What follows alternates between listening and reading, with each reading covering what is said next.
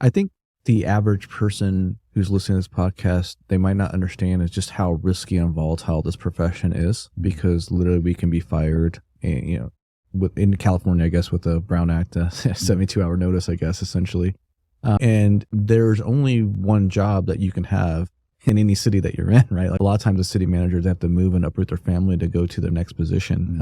I think a lot of times the average person loses sight of the risk profile of this position. And oftentimes we are forced to shoulder all the blame and get very little of the credit when things are going right. I'm very candid. I said, before, I'm a conservative guy. I have limited government, and I've been a classic critic of government my entire life. And I had the realization, it's like, well, who do you want to run your government? Do you want the people who are going to take the lowest pay and basically because that's the bottom of the barrel talent, or do you want to actually recruit and attract talented people who want to make a difference?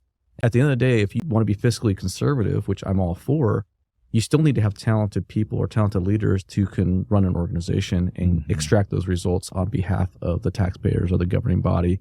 And that's where I've had just sort of this awakening. And personally, I want the listener who just might be an average citizen who's just going about their business to understand that.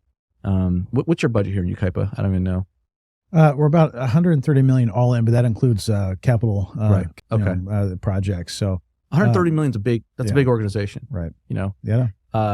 And we look at city manager, and man, I can go on a rant for days on this, but you look at city manager compensation, it can be pretty, depending on where you're at. It's it's okay. You make more money than the typical. Obviously, generally speaking, you're the highest paid individual in the organization, unless you got some situations with the overtime and public safety and what have you.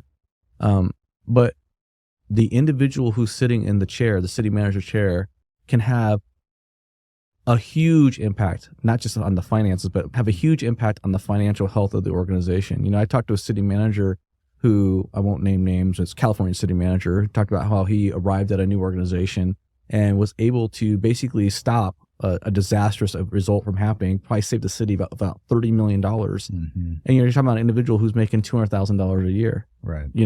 Right. And it's like, if you had that performance in the private sector, your bonus compensation alone would be massive. Right. And so again, I'm all for fiscally prudent government. I'm all for fiscal conservatism, efficiency. I'm all for that. Trust me.